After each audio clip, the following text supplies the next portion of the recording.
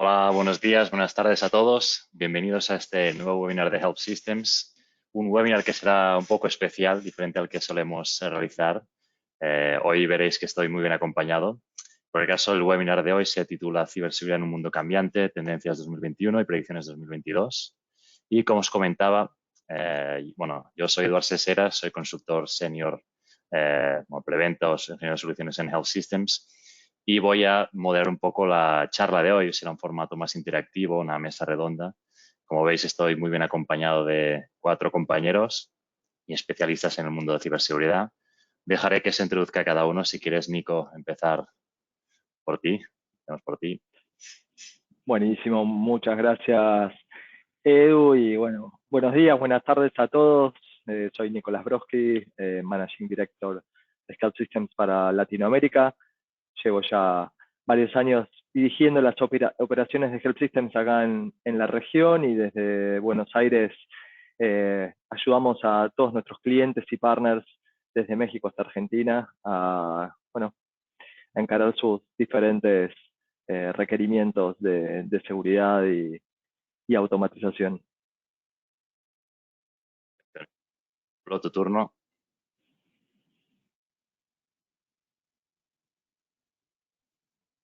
Hola, buenas tardes. Yo soy Pablo, soy Product Manager de varios productos de la rama de protección de infraestructura de Help Systems. Trabajo con Core Impact, también trabajo con la gente de los productos de gestión de vulnerabilidades y bueno, con algunos otros productos de esta rama. Y bueno, intentaremos ayudaros a entender un poquito más cómo funciona este mundo a lo largo de la charla de hoy. Perfecto, Pablo, gracias. Jenko, si te puedes presentar, por favor. Claro, obviamente estaba silenciado. Nada, gracias Edu. Bienvenidos a todos en este webinar. Yo soy Jenko Gaviria, soy responsable de toda nuestra oferta de ciberseguridad en la parte de canal, con lo cual con todos nuestros partners en toda EMEA. Y nada, básicamente lo que trabajamos con muchos partners en toda Europa, Middle East y África para que puedan ofrecer nuestras soluciones de una forma efectiva. Perfecto, Jenko, gracias, bienvenido. Y por último, Diego Sor, por último y no, por supuesto, menos importante. Diego Sor, si quieres presentarte, por favor. Claro, gracias Edu. Bueno, buenas tardes, buenos días para todos. Soy Diego Sor, director de servicios de consultoría de Core Security Health Systems. Básicamente encargado ya hace unos cuantos años de manejar un grupo de pruebas ofensivas y auditoría de aplicaciones. Perfecto. Bueno, como os comentamos, en el día de hoy, en el webinar de hoy, vamos a ir hablando de diferentes tendencias, ¿no? De lo que hemos ido viendo, observando nosotros como fabricante en el mundo, ¿no? De la seguridad. Y luego analizaremos un poco de predicción de cómo cómo prevemos que se va a ir evolucionando ese mercado en 2022. Como decía, será interactivo. Intentaremos abordar las diferentes temáticas desde diferentes perspectivas y ángulos. Y bueno, esperemos que sea de provecho. Si tenéis cualquier comentario o duda, por supuesto, tenéis en el panel de preguntas del GoToWebinar. Podéis ir anotando las preguntas y al final de la sesión dedicaremos unos minutos a poder compartir o comentar las respuestas. Así que, bueno, dicho esto, arrancaremos con el primer punto, que será introducirnos a nosotros, a Help Systems. Todos nosotros trabajamos en Help Systems. Help Systems, por si no lo sabéis, es una empresa de software, una empresa multinacional con sede en Estados Unidos. Existe ahora, este año cumpliremos 40 años, con lo cual es una empresa muy madura. Sí que el gran cambio que ha ido sucediendo en la empresa en los últimos tiempos ha sido el gran crecimiento que hemos seguido teniendo, tanto a nivel geográfico, como veis tenemos oficinas alrededor de todo el mundo, en el sector del mercado hispanohablante tenemos oficinas desde Barcelona, en España, en Buenos Aires, Argentina, donde trabajamos de forma directa, pero también con nuestros partners en los sectores hispanohablantes, ¿no? A nivel, como os comentaba, la empresa hemos ido creciendo mucho en los últimos años, especialmente en los últimos años, curiosamente, pandémicos. y la empresa ha invertido muchísimo en todo lo que es la oferta de ciberseguridad mediante decisiones de empresas. Aquí tenéis varios nombres, desde Digital Guardian para lo que es Data Loss Prevention, Fish Labs Agari para lo que es protección de mail, protección de la marca, diferentes herramientas de gestión de vulnerabilidades, etcétera. Simplemente comentaros que Help Systems estamos apostando y seguiremos apostando por la ciberseguridad, ofrecer soluciones al mercado para poder, desde único proveedor, cubrir cuantos más aspectos posibles de la seguridad de las empresas. Y bueno, por si no os conocíais, esta ha sido un poco nuestra presentación inicial. Dicho esto, arranquemos. Sabéis que 2021 pues, ha sido un año complicado a nivel social, no hablando solamente de lo que es ciberseguridad, ¿no? Pero ha sido el año de consolidación de la pandemia, del COVID. Por supuesto, las vacunas nos han ayudado un poco a entrar en esta nueva normalidad, pero bueno, la pandemia ha afectado de forma considerable al sector, ¿no? También a la seguridad, a las amenazas, y luego lo iremos analizando a continuación.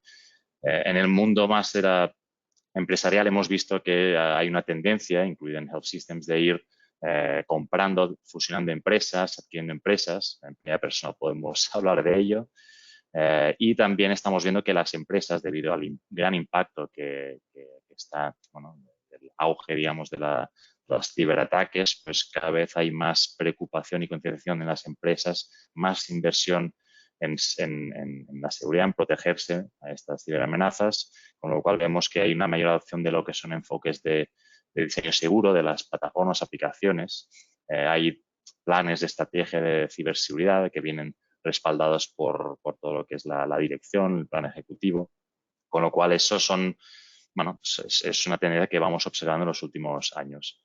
También justamente al haber más y más ofertas y productos en el mercado, hay una mayor exigencia de interoperabilidad entre las diferentes soluciones, ¿no? Esto sí que lo estamos viendo, de que cada módulo cada solución o cada producto no puede estar aislado del resto del ecosistema, no. Hablamos justamente de eso, de un ecosistema, con lo cual todas las soluciones, tanto a nivel operacional como de seguridad, pues se les exige poder comunicarse, integrarse con otras.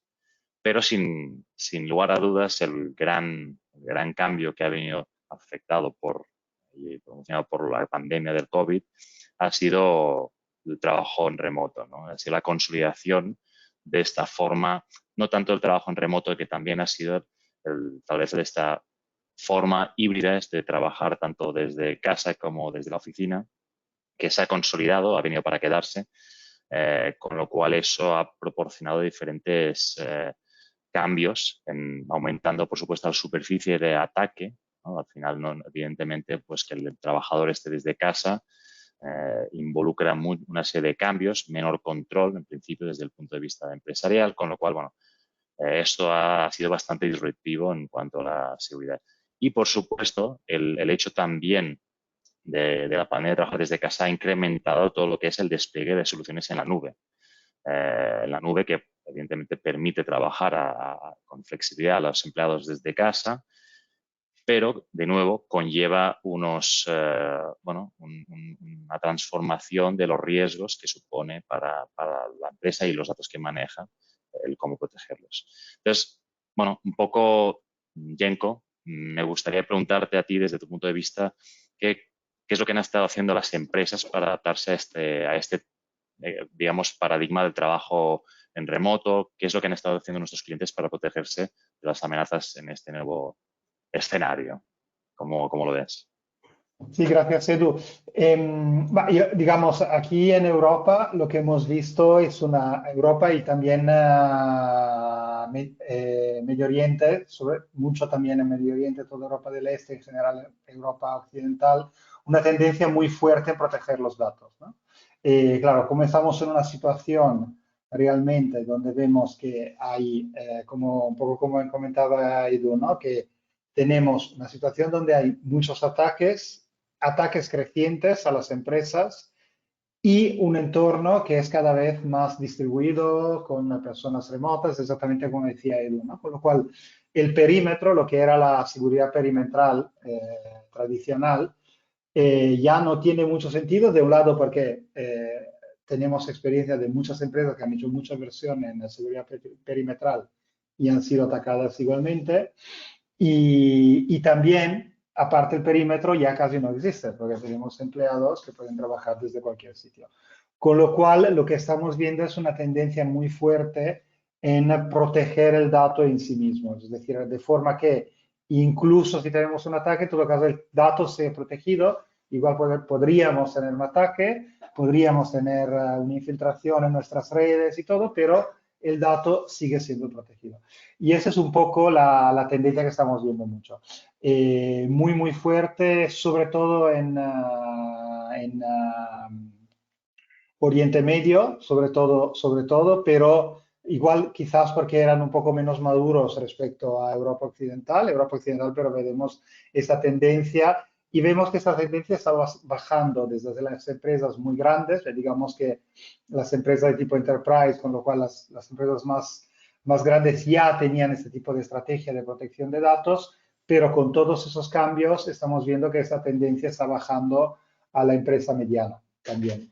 Con lo cual nos parece una tendencia interesante y un poco va junto con también la estrategia del Systems, que justamente ha sido de invertir mucho en la protección de datos. Si veis la slide que os ha enseñado Edu antes, justamente muchas de esas adquisiciones estaban enfocadas a protección de datos.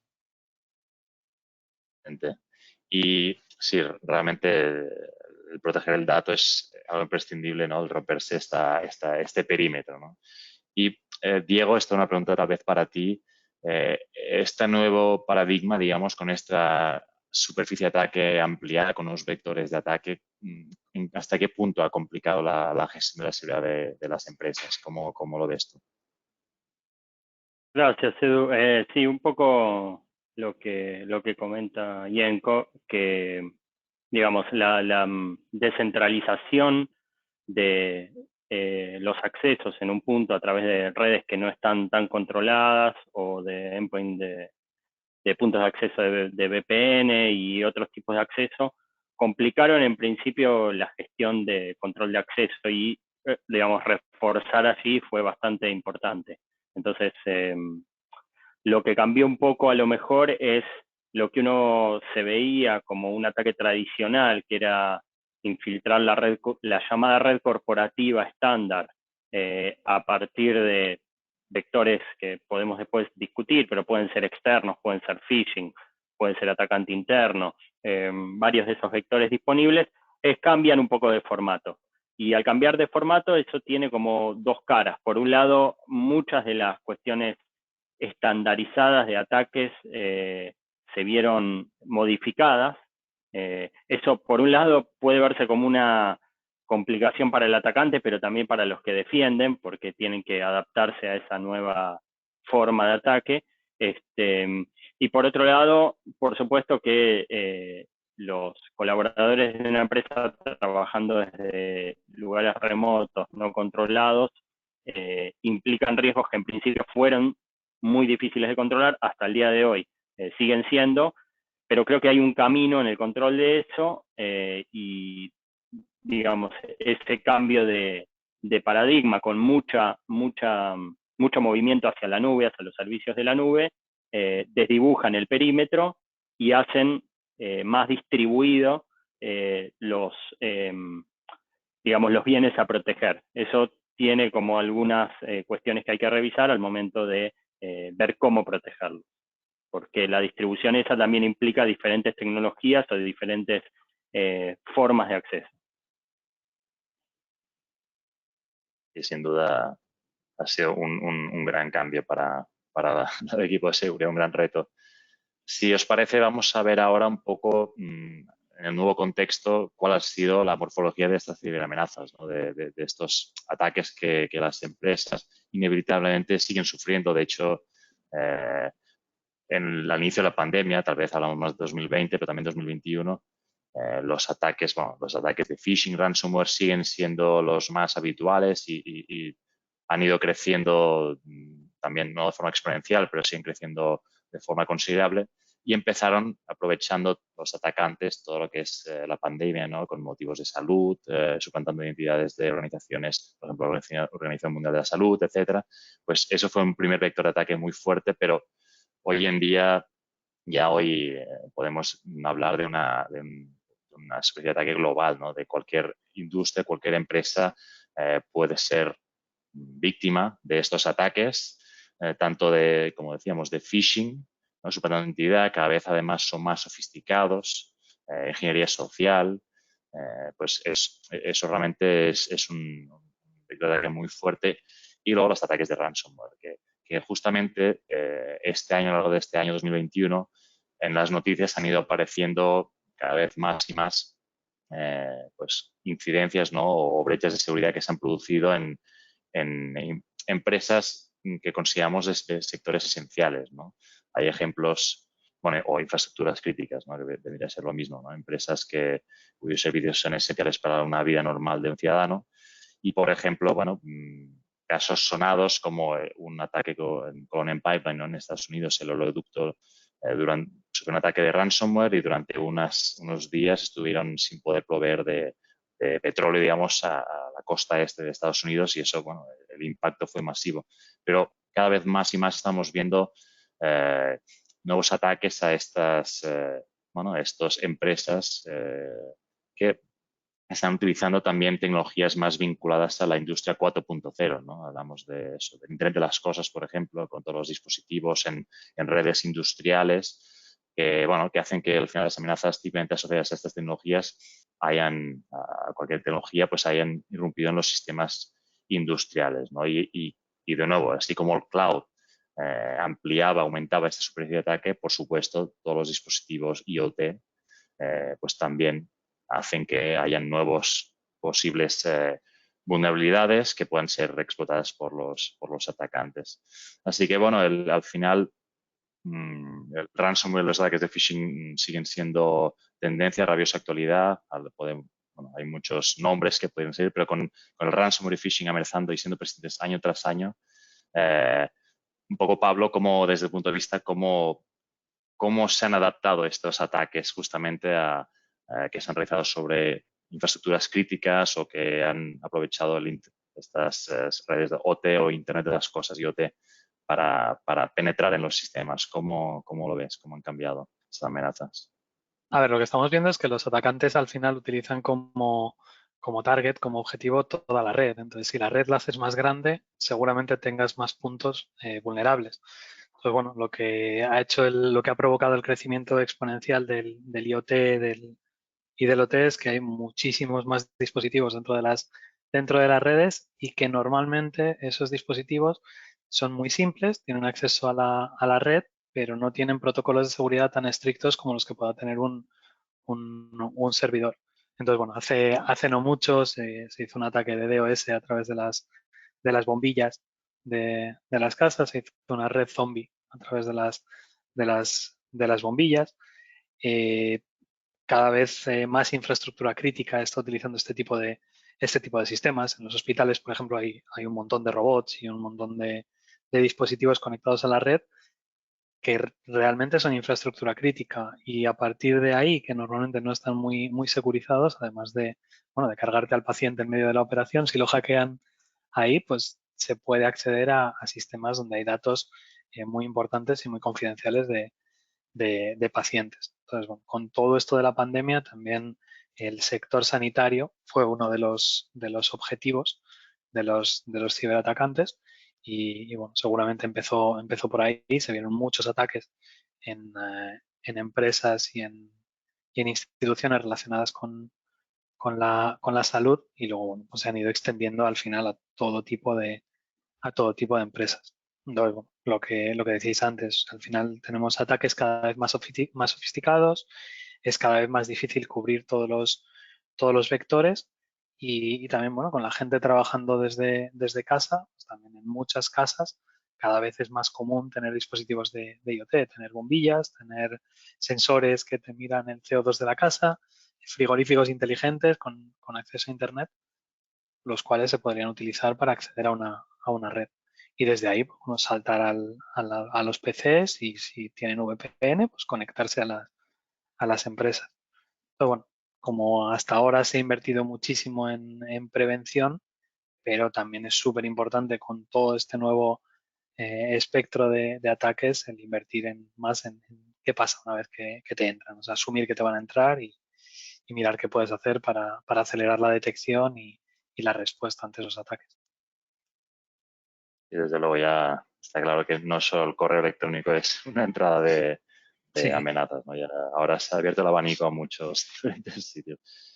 Nico, desde el punto de vista más comercial, que tienes una visión más perimétrica, ¿cómo ves que hay algún sector, alguna industria crítica o no que está siendo más afectada porque es un objetivo, digamos, de los atacantes en particular o cómo ves? Bueno, coincido un poco con lo que comentaban ustedes antes. La verdad que en estos últimos años, 2 años hemos visto un claro aumento de los ataques por parte de grupos organizados. Realmente no hay una industria específica que se destaque sobre el resto, pero en general, como nombraron, hemos escuchado mucho, leído, recibido solicitudes de ayuda de empresas de salud. Siempre los bancos y las financieras están ahí como flanco de ataque. Hemos escuchado mucho en retail y en consumo masivo, pero también como comentaban hoy y quizás con algunas otras motivaciones más allá de las económicas, vemos muchos casos en empresas de necesidad básica, ¿sí? De energía, de petróleo, de gas, donde realmente más allá del dinero que pueda esto conllevar o la imagen de la empresa, estás hablando de frenar la vida de los ciudadanos de una región. Entonces, la verdad que la gestión del riesgo hoy se ha convertido más en una prevención de pérdidas y minimizar los daños que realmente intentar de que no nos vulneren, ¿no? Porque con todo lo que comentaban y todas las capacidades que tienen hoy estos grupos de atacantes para ingresar a nuestras organizaciones, es muy poco probable que no nos suceda, ¿no? Y ya el enfoque está más en, bueno, cómo detectar y responder lo más rápido posible, ¿sí? A esa primera vulnerabilidad, ¿sí? Y para que después eso no se expanda dentro de la organización y encontrar las anomalías. Pero bueno, claramente es un entorno mucho más desafiante y cada vez lo va a hacer más. Y una reflexión también en cuanto a los ataques tal vez a las infraestructuras críticas es que evidentemente los atacantes, el cibercrimen viene motivado en mayor medida por lo que son los aspectos del beneficio económico, por supuesto, pero en los ataques en infraestructuras críticas a veces tanto los motivaciones geopolíticas como incluso religiosas pueden llegar a ser también un aliciente, ¿no? El ejemplo, hay un ejemplo de una planta de tratamiento de aguas en Israel, en Tel Aviv. Supuestamente en Israel apuntaron a unos atacantes de Irán, ¿no? Pero al final el ataque no pretendía ser un beneficio económico, era más desestabilizar la región, tocando en la planta de tratamiento, añadiendo más cloro del normal al agua para atacar a los ciudadanos, con lo cual esto al final se detectó y bueno. Pero bueno, no solo hablamos de ataques que sean motivados por beneficio financiero económico, ¿no? Hay otras motivaciones. Y un poco, Diego, ¿qué podemos, o sea, qué podemos priorizar para prevenir un poco el poder ser atacado en esta nueva morfología de ataques? ¿Qué podemos, dónde arrancamos primero? Sí, una de las hipótesis de trabajo para mí de las más importantes que se introdujo en los últimos años es asumir que si las defensas, tal y como las conocemos, hubiesen funcionado, los ataques no existirían más. Con lo cual, algo dice que uno puede reforzar mucho la defensa, muchísimo, pero eso no asegura el 100% de protección ante ataques. Ahora, ¿qué hacer entonces? Bueno, por supuesto reforzar es de lo más importante y podemos ver por qué, pero tenemos que estar listos para detectar y para reaccionar ante un ataque. Entonces, no hay que olvidarse de esa parte cuando uno piensa en un programa integral de seguridad. Aunque un programa integral de seguridad debería comenzar por conocer lo que tenemos. Muchas veces las organizaciones no conocen siquiera la cantidad de bienes tecnológicos que tienen conectados a la red. Por supuesto, después controlar las vulnerabilidades, asegurar los datos, asegurar las comunicaciones, asegurar que los usuarios entiendan de qué se tratan los riesgos de seguridad, y todo esto complementado con un equipo que sea capaz de, digamos, detectar y reaccionar ante un ataque. Finalmente, lo que uno tiene que pensar es que en las defensas que despliega, lo que está tratando de hacer, por supuesto, es proteger los bienes, pero por otro lado ganar tiempo. Es decir, que los atacantes necesiten mayor tiempo para sortear esas defensas o necesiten generar mayor cantidad de ruido para sortearlas, de forma tal de darle a los defensores mejores chances de reaccionar y de parar el ataque en las primeras instancias, antes de que se propague de una manera demasiado extendida. Entonces, en esa estrategia combinada creo que viene un poco la respuesta que, digamos, habría que empezar a pensar bien a fondo. Y hay una Igual frase también, Diego, también hay muchos atacantes oportunísticos, ¿no? De que si es demasiado difícil atacar una empresa, van a otra, ¿no? Imagino que Sí, hay por un tiempo supuesto. máximo, ¿no? Que dedican, ¿no? Igual también. Sí, por supuesto, por supuesto. Hay una frase que me gusta mucho que es prevenir primero, detectar siempre. Esto me gusta bastante. Bueno, vamos avanzando porque al final el tiempo pasando rápidamente. Vamos a aprovechar este momento para lanzaros una pequeña pregunta, una encuesta rápida, para saber un poco qué aspecto de la seguridad en vuestra empresa os preocupa más, ¿no? Pues dejamos nada, unos segundos para que respondáis. Tenéis diferentes opciones, imagino que se está viendo. Pues si es la seguridad de los datos, si son justamente los ciberataques por ransomware, phishing, si realmente la prioridad es la protección de vuestra infraestructura con todos los mecanismos defensivos que justamente hablamos ahora, si es el cumplimiento de las normativas que os están persiguiendo y también os están forzando bien por normativas o bueno, a protegeros, o si bueno, no tenéis una perspectiva, una percepción de preocupación por la seguridad. Vale. Vamos a dejar nada. 3, 2, 1. Venga, cierro la encuesta. Si queréis comparto los resultados rápidamente. Ahí están. A ver si se ve. Bueno, se ve los datos pues como principal preocupación. ¿Vale? No nos sorprende porque es algo que vemos en nuestros clientes día a día, pero bueno, es interesante. Y luego, evidentemente, ransomware phishing como número 2. Perfecto. Bueno, gracias por participar. Es de interés. Bien, pues sigamos. Ahora vamos a seguir, perdón. Ahí está. Justamente hablamos de cómo proteger, o sea, digamos que el modelo, como intentaba Diego, ¿no? El modelo más extendido para proteger, ¿no? En la infraestructura y a la empresa está basada en la estrategia defensiva, ¿no? En poder proteger todos nuestros activos, infraestructura, los dispositivos y también en lo que hablamos de encontrar lo malo y arreglarlo, ¿no? Y arreglar lo malo, ¿no? Pues para poder mejorar y ser muy preventivos. De hecho, hay muchas, cuando hablamos de proteger, siempre hablamos de la tríada, ¿no? De personas, procesos y tecnología. Ahora vamos a hablar más en particular de la tecnología, ¿no? De las diferentes tecnologías que podemos aplicar para prevenir y evitar que nos puedan llegar a atacar como defensivo. Hay hay una reflexión que quiero dar que por ahí se comenta que si con una solución de EDR, o sea, Endpoint Detection, para la protección del endpoint, una herramienta de protección del correo y la concienciación de los trabajadores, solo con estas tres medidas, digamos, una empresa cubriría el 90% de las amenazas, que es mucho, que realmente es muy efectivo, pero sigue siendo un 90% de las amenazas. El problema es que, claro, digamos que la víctima, la empresa, tiene que ganar cada batalla en cada ataque que se recibe, pero es que el hacker solo con que una la gane ya ha ganado.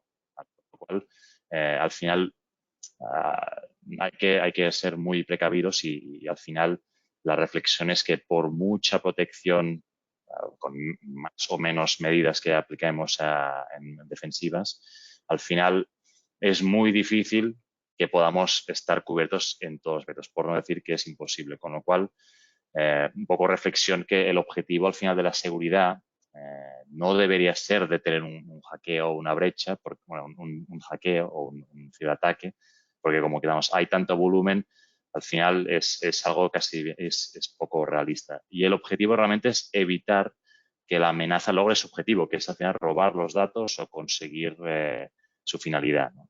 Con lo cual, mediante estrategias defensivas de prevención, pero también lo que comentaba Diego, ¿no? Detección y respuesta rápida a esas amenazas para poder evitar que logre su objetivo. Entonces, ese sería un poco un esquema, ¿no? Una aproximación, un enfoque interesante, ¿no? para el futuro, ¿no?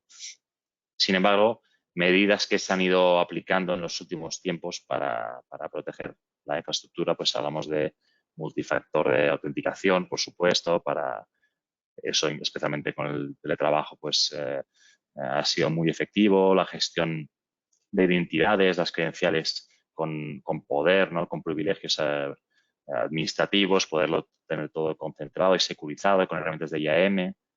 Comentamos, ¿no? La protección de correo, ¿no? Con la protección de correo evitaríamos, con una buena protección del mail, pues evitaríamos ya la entrada de muchos ataques de ransomware, mucha entrada de ransomware, de phishing, que evitarían que los empleados más despistados, digamos, puedan llegar a caer.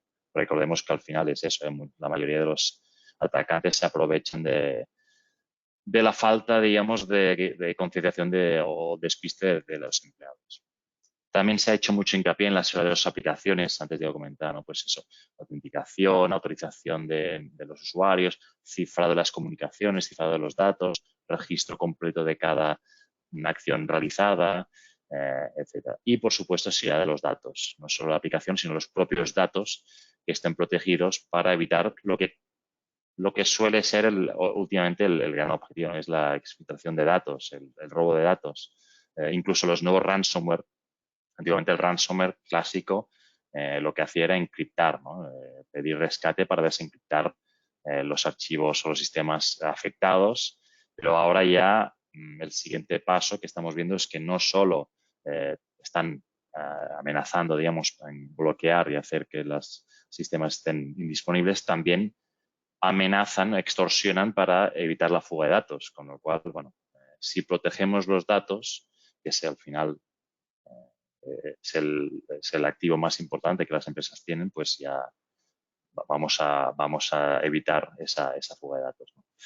Bien, pero eso, la defensa no es suficiente. De hecho, ahora más que nunca tenemos que poner a prueba nuestros procesos, nuestras defensas, por supuesto, también, nuestros capacidades de detección de los ciberataques, de nuestros procesos de respuesta. Entonces, todo eso forma parte de la estrategia más ofensiva, ¿no? Poner a prueba nuestra empresa frente a un ciberataque. Y aquí, bueno, como decíamos, ¿no? Prevenir primero, detectar siempre y dar respuesta lo más rápido posible.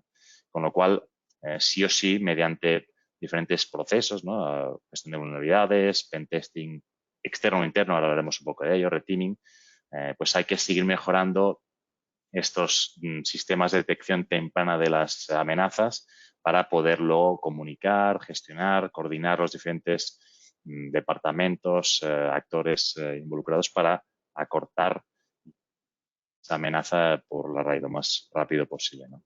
Entonces, Pablo, pasando un poco a ti la palabra, justamente con todos estos cambios que hemos hablado de la nube, teletrabajo, ¿qué papel, en qué nos ha afectado una herramienta como la gestión de vulnerabilidades? ¿En qué se ha tenido que adaptar ese proceso? Pues es algo que es todavía más importante ahora en la situación actual. Al final se ha movido de que todo ha pasado de estar en un entorno más o menos controlado dentro del entorno corporativo a abrirse totalmente y a haber muchísimo trabajo remoto. Esto también abre la aparición o genera nuevos vectores de ataque que los atacantes pueden utilizar.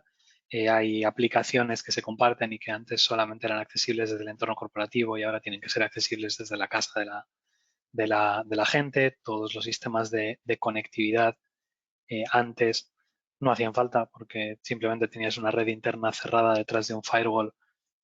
Nadie dice que tener un firewall ya sea el equivalente de tener protección total, pero bueno, lo tenías dentro del sistema y ahora ha pasado a ser algo que está protegido, pero abierto.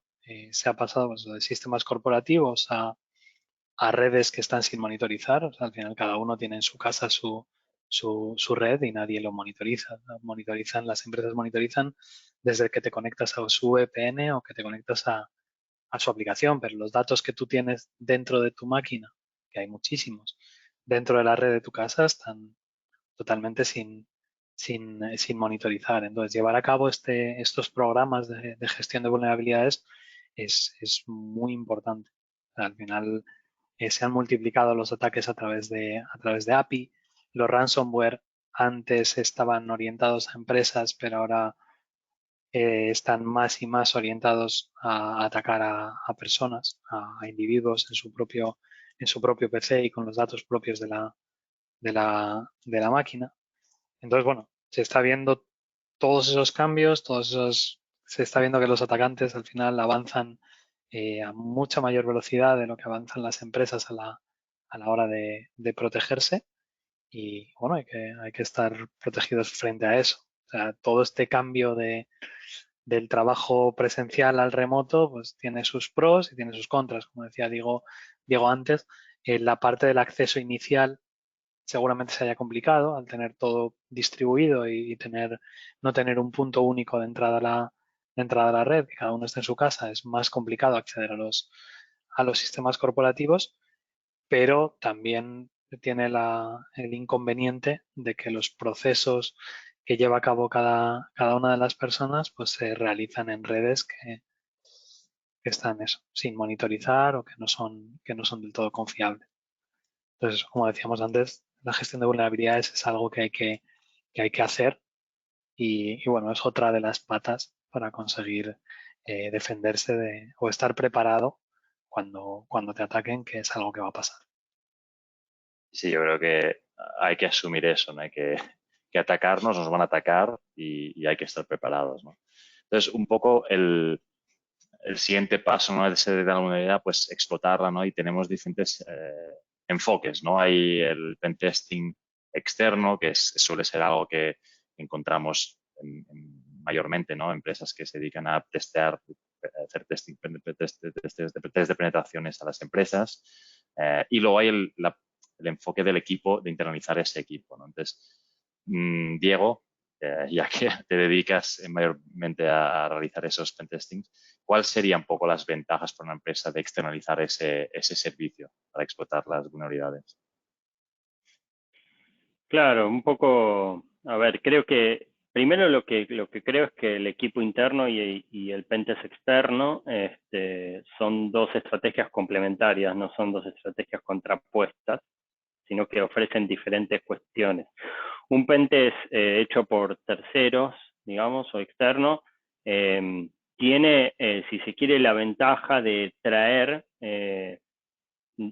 digamos, a la práctica, obviamente contratando un proveedor adecuado, lo último que se está haciendo o, digamos, una gran variedad de ataques, de técnicas y de estrategias que están disponibles como experiencia, no solo por estar un equipo enfocado en esa actividad, digamos, sino por la diversidad de infraestructuras y la diversidad de organizaciones que un equipo de pentesting prueba a lo largo del recorrido de su trabajo. Entonces eso da una visión sobre las conformaciones tecnológicas un poco más amplia que normalmente uno tiene cuando está trabajando en una red que conoce bien, que no es en general tan cambiante como a lo que se enfrenta un equipo de pentesting externo.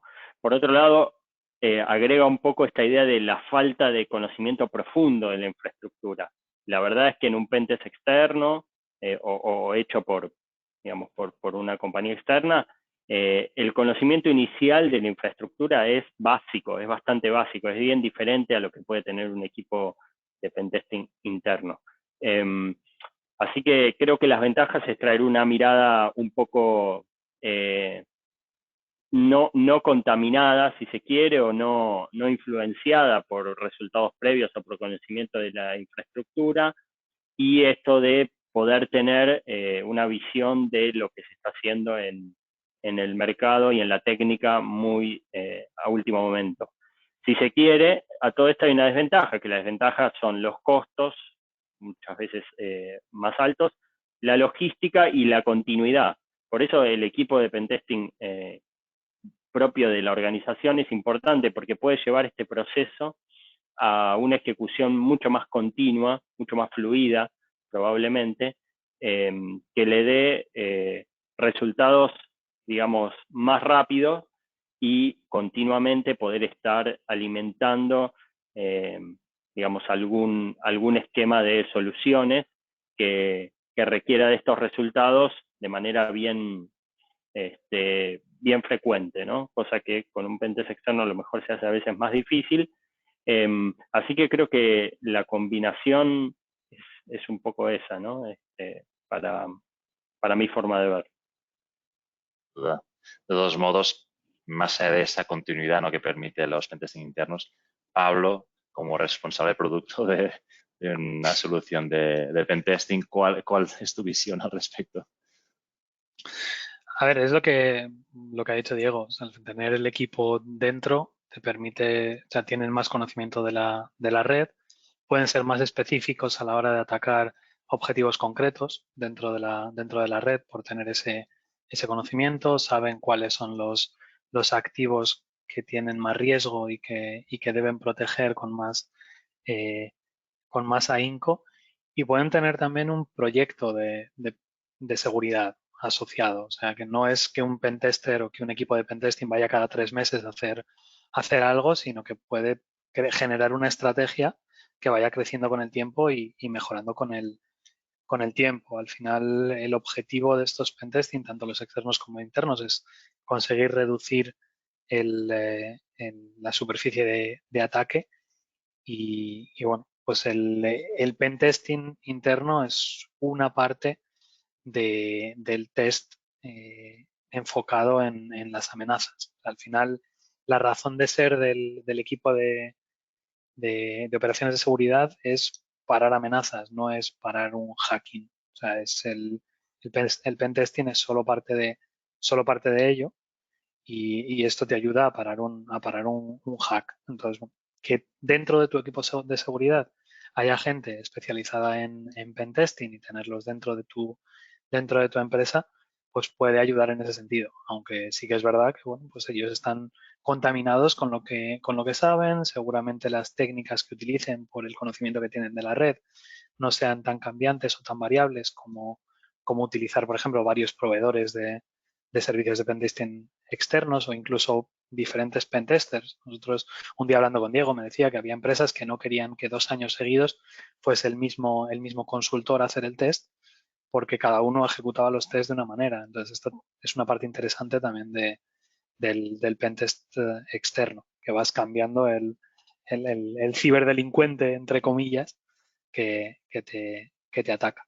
Entonces, bueno, el tener esas dos vertientes, tanto el interno como externo, pues te ayuda en toda esta gestión y te ayuda a incrementar, en cierto modo, la seguridad. Pues nos quedamos con esa estrategia complementaria de ambos enfoques. Perfecto. Nos quedan pocos minutos. Hemos abordado mucho analizando las tendencias de lo que pasó en 2021. Vamos ahora a centrarnos un poco en lo que va a venir, en lo que creemos, ¿no?, que va a venir en 2022, en la que, como os podéis imaginar, pues tampoco se proyectan cambios muy drásticos en las tendencias que se han ido produciendo en los últimos años, de, como decíamos, ataques de phishing, ransomware. Sí que es verdad que preveemos un poco que los ataques a las cadenas de suministros vayan en auge. Al final son ataques que por lo general tienen mucho impacto, porque evidentemente la afectación a un proveedor, a un proveedor, puede comprometer una red de clientes y proveedores también, porque al final todas las empresas están conectadas, con lo cual estos ataques que son en general lentos, que pueden tardar meses, incluso años en tener éxito y que por lo general pasan desapercibidos, ¿no? Para las empresas, pues preveemos un poco que por ahí vayan produciéndose más y más ataques más sutiles y lentos, ¿no? Que luego puedan tener un gran impacto. También, evidentemente, antes comentamos, ¿no? Todos los ataques aprovechando el Internet de las cosas, IoT, las infraestructuras más físicas, ¿no? Las redes físicas de operaciones de las infraestructuras críticas, eso seguirá, por supuesto, sucediendo. En cuanto al ransomware, ya estamos viendo y va a seguir siendo así que de la misma forma que las empresas al final ya no trabajan de forma aislada, ¿no? No cada empresa es una isla en un océano, no. Son empresas que tienen proveedores, que están conectadas, que tienen clientes. En el caso de los delincuentes es lo mismo. Realmente estamos viendo que cada vez se trabaja más en colaboración con ransomware como servicio o crimen como servicio, ¿no? Con lo cual hay más y más especialización y bueno, el crimen organizado al final está adoptando también esta modalidad de, como decía, crimen como servicio en el que es posible contratar a personal especializado para diseñar ataques a medida, ¿no? Entonces, esto es algo que sin duda va a seguir creciendo. Y aunque en cuanto a la forma en la que los atacantes están realizando están consiguiendo sus premios, digamos, evidentemente, en general, vemos que los atacantes suelen beneficiarse de presas fáciles, premios asequibles, con herramientas ya existentes y eso seguirá siendo así, ¿no? Pero sí que, justamente, estamos viendo esa evolución en cada vez que los atacantes personalizan más sus herramientas, ya no solo van a ataques más sencillos, también porque evidentemente las empresas al invertir pues cada vez están más protegidas, con lo cual cada vez serán ataques más sofisticados utilizando herramientas que los atacantes han ido desarrollando y personalizando para ser más sutiles, complejas y efectivas, ¿no? Entonces, esto pregunta para vosotros, para Diego y Pablo, que sois sois solamente profesionales de la seguridad. ¿Qué podemos, o sea, en este paradigma, ¿no? de atacantes con herramientas cada vez más complejas, qué podemos hacer para protegernos ante estos nuevos ataques más complejos, diría yo, más sutiles?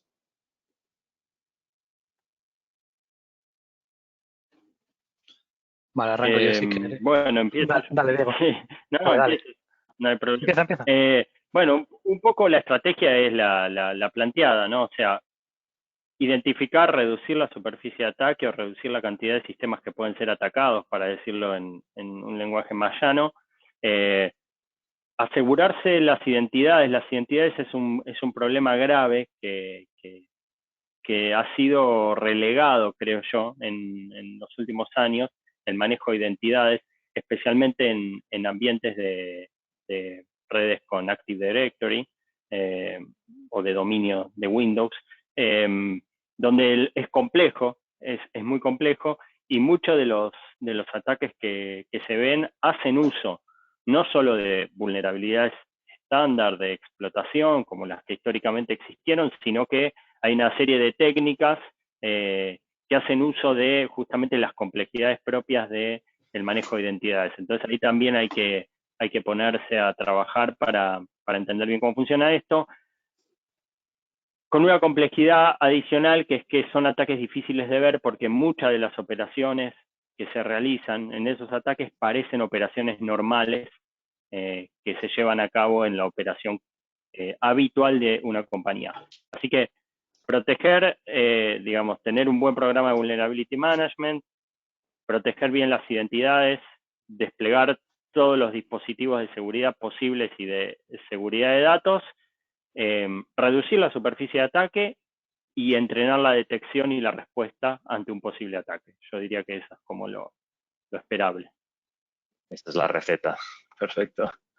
Entonces, también pasando ya al aspecto más regulatorio, ¿no? Tal vez estamos viendo que evidentemente el COVID pues, ha dado mucha más visibilidad, ¿no? de cómo los datos, ¿no? Que al final son esos activos tan valuosos, pues con la información relativa a la salud, ¿no?, de las personas, pues ha incrementado esa necesidad de dar las empresas de mayor seguridad, pero también a los gobiernos o a las leyes garantizar esa protección de los datos por parte de las empresas y los actores involucrados. Con lo cual, sí que vemos la ley, de hecho, la GDPR en Europa, en la Unión Europea, marcó un poco un antes y un después en cuanto a eso, a las medidas para garantizar la confidencialidad de los datos, ¿no?, de los datos personales, en este caso las personas. Pero, entonces, vemos que en este 2022 y incluso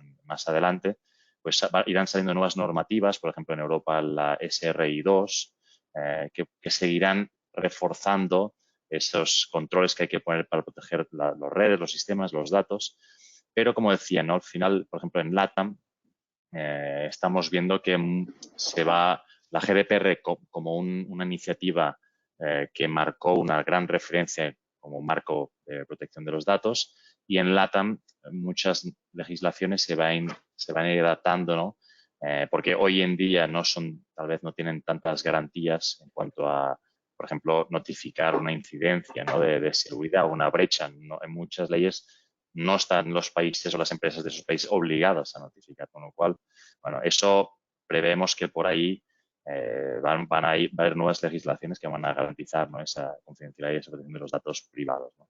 No sé si, Nico, desde tu perspectiva más regional, en el caso de Latinoamérica, ¿cómo ves, ¿no?, que estas nuevas normativas pueden llegar a afectar a las empresas en la región, digamos?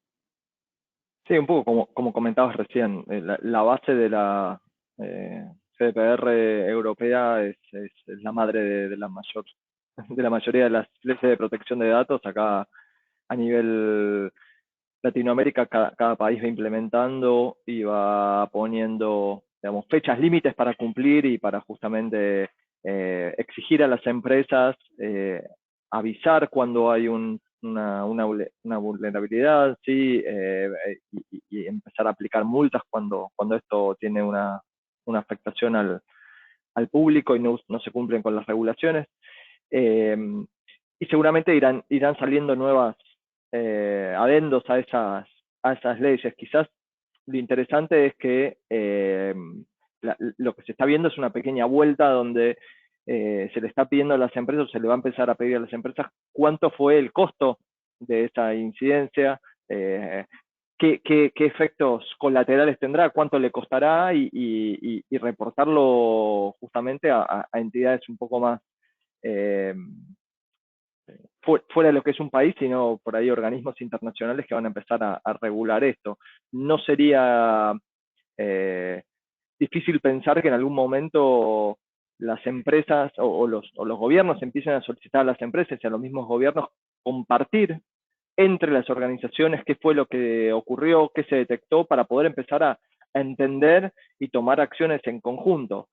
Obviamente las empresas y los gobiernos tienen que estar seguros que cuando compartan esa información no conlleve más riesgo para ellos, pero seguramente esto lo vamos a ver.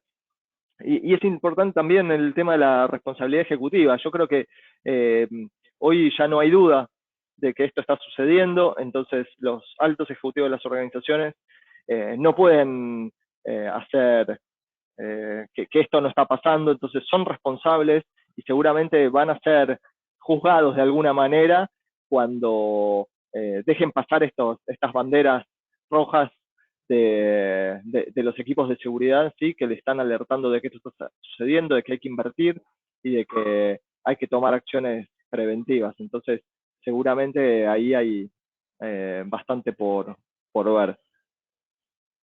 Exacto.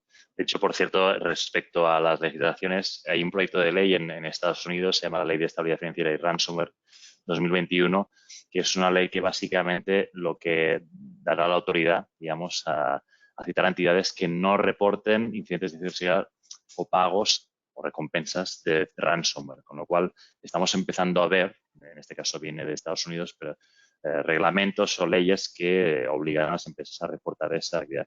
Al final, por cierto, ya como curiosidad, hay una estadística que dice que el 30% de las empresas que reciben un ciberataque por ransomware paga la recompensa, muchas veces, por cierto, en Bitcoin, ¿no? Es un porcentaje que igualmente está estancado, incluso va un poco a la baja. ¿Por qué? Porque al final las empresas pues cada vez están un poco más preparadas, tienen un plan de recuperación, ¿no?, de diferentes tipos de ataques, pero aún así nos quedamos con esa cifra del 30% que aún es bastante elevado, y además el volumen de recompensa, el costo, digamos, que han tenido que pagar las empresas en este 2021 ha crecido un 100% un 311% respecto al año previo, con lo cual, aunque el número de porcentaje vaya bajando, la recompensa que están pidiendo los atacantes cada vez es más alta. Por cierto, una pequeña nota, también hay un auge de los ciberseguros, ¿no?, de las pólizas que nos cubren frente a los costes directos e indirectos de un ciberataque, ¿no?, desde los costes de la indisponibilidad, pero también de todo lo que son los costes legales, costes de recuperación y restauración de los sistemas, etcétera, ¿no? Bueno, no estamos quedando sin mucho tiempo, pero lo dejamos para reflexionar. Son dos temas interesantes para reflexionar. ¿Cuánto realmente nos cubren esos ciberseguros y bueno, qué tanto nos dejan o qué también nos deja parado cuando se paga un rescate, ¿no? Si después ya no somos flancos de ataques y ya las empresas saben cuál es nuestro precio. Pero bueno, da para bastante. Luego, además, que las primas de seguros cada año, como con las coberturas nuevas o el riesgo creciendo, también las primas están subiendo de forma considerable. Correcto. Sí. Bueno, estamos terminando. Vamos a tratar estos últimos temas relacionados un poco al mercado, ¿no?, de la ciberseguridad, en el que, bueno, ya lo estamos viendo, ¿no?, que cada vez es una prioridad para el negocio más y más fuerte por la responsabilidad ejecutiva, por la visibilidad que tiene. Entonces, última reflexión un poco, también pregunta tal vez para Jenko. ¿Es que los ejecutivos hoy en día están apoyando lo suficiente para proteger a las empresas, a los equipos de seguridad ante estas amenazas, o realmente vamos con retraso y hay mucho camino por hacer todavía? No, seguramente hay mucho camino por hacer. Lo que sí que estamos viendo una tendencia muy a la mejor, que está mejorando mucho la situación. Antes, digamos, hace algunos años, las empresas, casi las únicas empresas interesadas realmente en seguridad era sector financiero, más bien por también las normativas de compliance como PCI y otras, y las otras empresas, sectores muy puntuales o empresas muy puntuales con igual características de propiedad intelectual muy importante, digamos, casos muy puntuales. Ahora estamos viendo que esa tendencia está yendo un poco a todas las empresas porque se está viendo lo que pasa, ¿no? Que hay ciberataques en cualquier tipo de empresas, con pérdida de imagen, pérdida de dinero, a veces incluso tener que pagar un rescate, pérdida de imagen sobre todo, y evidentemente el negocio parado por días, lo cual, claro, como siempre en seguridad, ¿no?, cuando a veces no, hay una pregunta de cuál es el ROI de una inversión en ciberseguridad, ¿no? Normalmente es cero antes de tener un ataque y infinito después de un ataque, ¿no? Porque el coste de un ataque es carísimo. Es una de las cosas peores que puede pasar a una empresa. Con lo cual, sí, estamos viendo una tendencia mucho más en alza en inversión de ciberseguridad, y al mismo tiempo, el segundo punto me parece muy interesante, que los perfiles de seguridad son cada vez más escasos, porque claro, todas las empresas están contratando personas para gestionar la ciberseguridad y claramente hay escasez en el mercado, un poco en todos los mercados que conozco. De nuevo en toda Europa, Oriente Medio, de nuevo hay mucha escasez. Con lo cual, las empresas en general, cuando necesitan gestionar más elementos de seguridad en un entorno más complejo y con recursos escasos, lo único que pueden hacer es buscar herramientas, ¿no?, que puedan ayudar a automatizar todo esto, ¿no? Y, por ejemplo, antes se hablaba de penetration testing. Justamente una de nuestras herramientas ayuda a una persona que tenga conocimientos de seguridad normales a poder ejecutar penetration testing de forma muy rápida y sin tener que dedicar 5 años aprendiendo todos los software que existen para ejecutar penetration testing, ¿no? Con lo cual, eso ayuda mucho. Es uno de los ejemplos, ¿no? Pero en general, parece que es cada vez más importante, lo estamos viendo como tendencia, usar herramientas que ayuden a gestionar todo esto. Y de hecho, con lo que comentabas de la escasez de perfiles de seguridad, de profesionales de seguridad, hay una estadística que dice que la mano de obra mundial de ciberseguridad tendría que crecer un 65% para compensar el déficit de profesionales, con lo cual es realmente una barbaridad. Con lo cual, estoy de acuerdo que la automatización y tecnología para compensar todo eso y dar la máxima efectividad posible con los recursos que hay para proteger a la empresa, ¿no? También es verdad que hay muchos proveedores, muchas ofertas en el mercado y se está viendo esa tendencia, ¿no?, a centralizar, ¿no?, a consolidar el número de proveedores y limitarlo porque al final toda la gestión con diferentes, o sea, son pocos recursos y encima hay que tener muchos interlocutores, se hace ineficiente. Así que sin duda muy interesante. De hecho, Yenko, precisamente hablando de este punto, ¿no?, nosotros como Help Systems, como proveedor, como fabricante, ofrecemos un portfolio muy amplio de soluciones para proteger diferentes aspectos, ¿no?, tanto aspecto defensivo, desde protección de la infraestructura, el correo electrónico, seguridad de los datos, ¿no?, desde herramientas de DLP, de clasificación de los datos, de IRM, soluciones que protegen la transferencia de los archivos con nuestros terceros, y la parte más ofensiva, ¿no?, tanto la protección, seguridad ofensiva con pentesting, que comentabas, Yenko y Diego, gestión de vulnerabilidades, con Pablo es el Product Manager, y bueno, muy enfocado en eso, en la producción y luego también la automatización, precisamente, la automatización como ese eje de eficiencia de nuestras soluciones y también del equipo de profesionales de seguridad de las empresas. Con lo cual, esta es la visión que pretende aportar Help Systems en el mercado para ser un socio colaborador para vuestro, de las empresas, para poder proteger a vuestros activos más valiosos, que sin duda son los datos. Dicho esto, ya estamos llegando al final. Como veis, nos hemos extendido un poquitín. Simplemente que sepáis que este webinar ha sido grabado. Vamos a compartir la grabación a todos vosotros por mail, así que no os preocupéis. Por supuesto, si queréis contactar con nosotros, pues aquí tenéis nuestra dirección de contacto. Por supuesto, podéis visitar nuestra página web, helpsystems.com/es, donde generamos contenido en español. Podéis consultar demostraciones, este webinar también y otros que hacemos cada mes. Estamos haciendo webinars en español, datasheets, guías de usuario. Bueno, tenéis mucho contenido que os resultará de mucho interés para conocernos más y conocer más acerca de nuestras soluciones. Os invitamos, por supuesto, a conocernos más. Una última encuesta, simplemente por si queréis tener más información de algunas soluciones que hemos comentado. Lanzo esta pequeña encuesta rápidamente. A ver si queréis agendar una reunión con nosotros o queréis recibir más información por mail o no, simplemente, bueno, pues con la información que os hemos compartido y a través de nuestra página web, pues estáis libres de podernos contactar. Voy a dejar la encuesta, nada.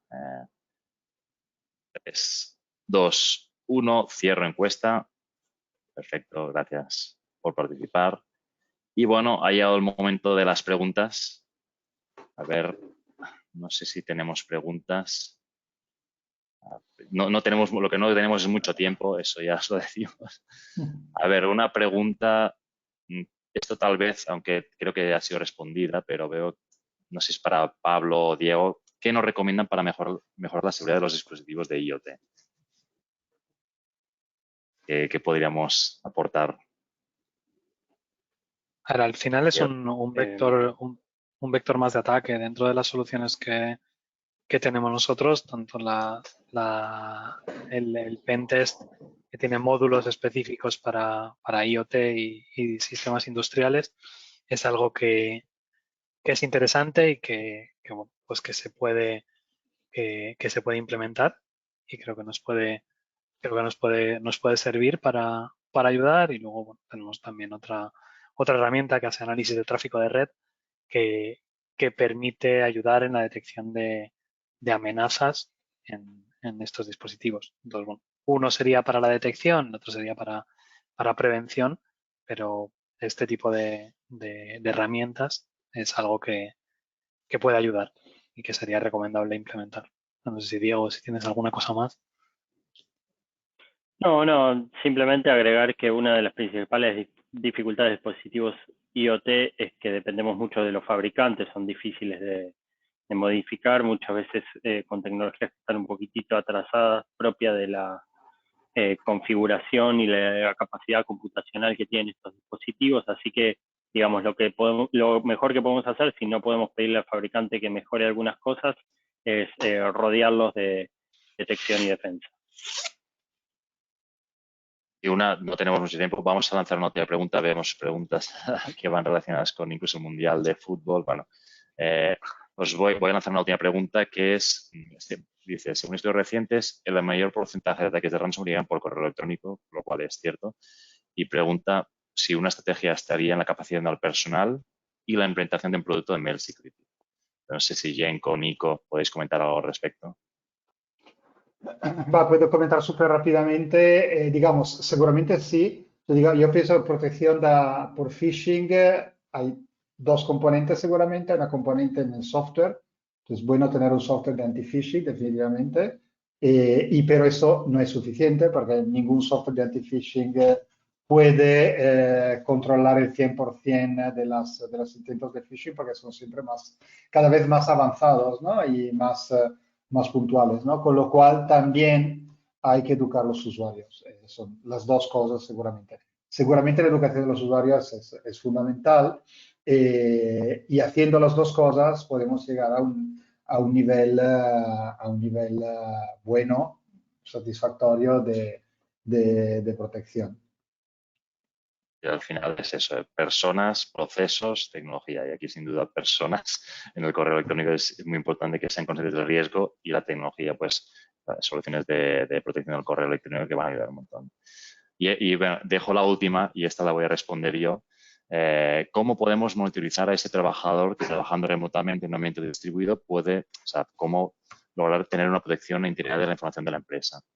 Y bueno, simplemente recordar que las soluciones, por ejemplo, nosotros en HelpSystems tenemos una solución que se llama Digital Guardian, es un DLP, y es un DLP que permite controlar toda esa actividad que está realizando un usuario en su puesto de trabajo, ¿no? Con lo cual podemos tener no solo esa protección, también ese control de qué es lo que está realizando desde el puesto de trabajo.